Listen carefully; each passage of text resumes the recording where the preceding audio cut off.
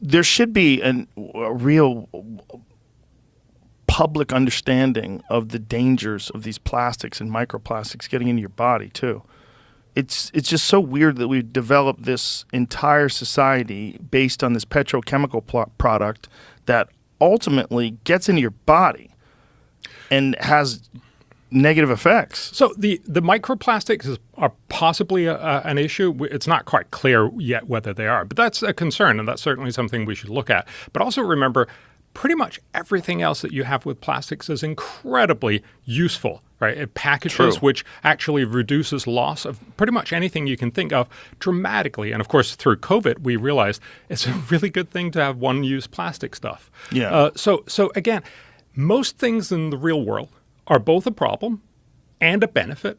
And we need to find out how do we make it more of a benefit and less of a problem. But we need to stop having this conversation, oh, you can't have anything of this, this bad thing. That's not how we organize our societies. That's not how we think. And that's certainly not how we make good choices. That makes sense. But if we know that there are alternatives to plastic, and we know that there's so many different problems with plastic, it being non-biodegradable, unless it's like, isn't there some plastic that they can make with like plant fiber that's biodegradable? Then there's the phthalates thing. I'm sure you're probably aware of this. Dr. Shanna Swan. Do you know this whole thing about what's happening to when women are pregnant and their bodies have levels of phthalates above a certain level? It has an effect on the reproductive cycle of the child. And they can do studies in mammals, and they show that when the female is pregnant and she encounters these chemicals from plastics, it fucks with the gender of the child, like where their taints shrink, which is weird, but in mammals, apparently that's a representation of like whether or not it's a male or it's like one of the best distinctions, ways distinguishing whether it's a male or a female is the size of the taint when it's a baby, because the male taint is 50 to 100% larger than the female taint.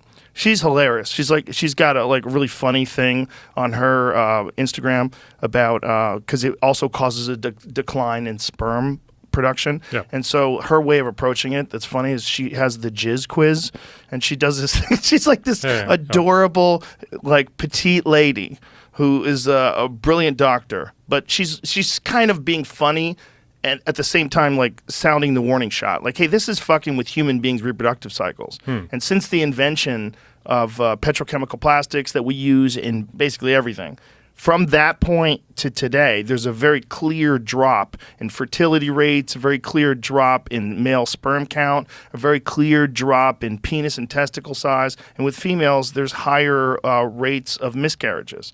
And she believes through her research that this is connected and that these chemicals that we're getting from these plastics are literally affecting the development cycle of human babies. Yeah. And look, I've done some work on this.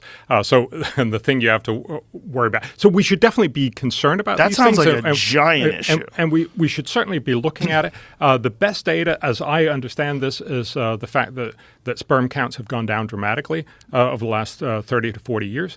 But you haven't looked at the taints? Well, no, I haven't. Big time taint study. Yes, sorry. And what it turns out, of course, is that you tell people that they have to abstain for a week or 4 days or a week. I can't remember. And that's potentially possible that people would do in the 50s. It's very unlikely it happens today, and we know so that you think more people jerk off now, and that's why that's an interesting perspective. So I bet you're right. Hold on a second. Now I'm on team Bjorn.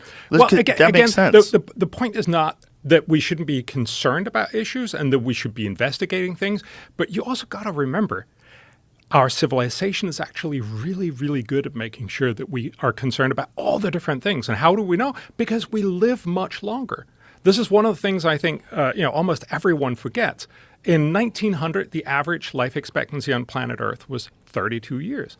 Last year, it was 74 years. Right, but you know why it was 32 years, right? It was to infant a large mortality. extent. It was infant mortality about 3/4.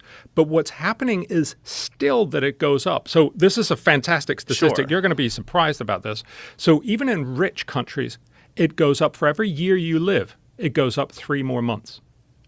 So for every 4 years, you actually become, you get one more year in life expectancy. You So could be this young is Jamie forever. kind of. You're going to run out of runway eventually. But the point here is that we're actually really good at doing these things. And yes, we should still be concerned. And one of the reasons why we're good at it is because we're good at being concerned. But we should not be so scared that we end up thinking, oh my God, all these things are going Well, I wrong. don't think people are necessarily scared, but they should. I think they should be concerned, and I think we should recognize when things are detrimental to human health. Yeah. Like the plastics thing, like to dismiss that and go, well, everything's better than it was before, and you live longer, right? But it might literally be affecting the way human beings develop in a negative way, and who knows what? I mean, right now they're looking at sexual side effects. What kind of cognitive cognitive impairment side effects does it have? Yeah. What kind of? I mean, who the fuck knows? Yeah, and we had a very good example of that with lead that Yes, we I was added gonna bring that up. Thank to you. gasoline, and that was a terrible idea. Please explain the story behind that, because it's really bananas. So the fundamental thing is it makes your gasoline run a little better. So you added this lead to all cars. Well, it stops your car from knocking. Yeah. Yeah, And, those old engines like bang, bang, bang, bang, bang. and they didn't do it quite as much. I love the sound effects. You ever see those old shitty cars? Man, they were fucking, it was like guns were going off. Yeah, and it just had that huge side effect that actually makes us all dumber. Yeah, the whole and- population. yeah, Giant populations of cities lost many percentage points of IQ. Yeah, of so, IQ. so like 3 to 5 IQ That's points. nuts. Yeah. 5%. Yeah. Just so your car could run smoother. And this again, it shows because we all remember, I don't know, thalidomide, the idea that you were Thalidomide. Yeah. Thalidomide. Sorry, Yeah. I just read these words. I don't actually Oh, say you never them. heard thalidomide baby before? Yeah. It's terrible. Yes, Terrible. and the point is there are these terrible stories, and there are sign markers to tell us we should be careful. But again, I also just want to come back to realizing that when you look at the whole picture, we're actually doing amazingly much better. Remember, at the same time, while we Sure. lost these 5 IQ points, what we see now in IQ development is that kids are getting smarter and smarter, probably because you get better food, you get better childhood, you get better education, you get more stimulated. There are all these kinds of things. So we've actually gone up, 30 IQ points or something over the last 100 years.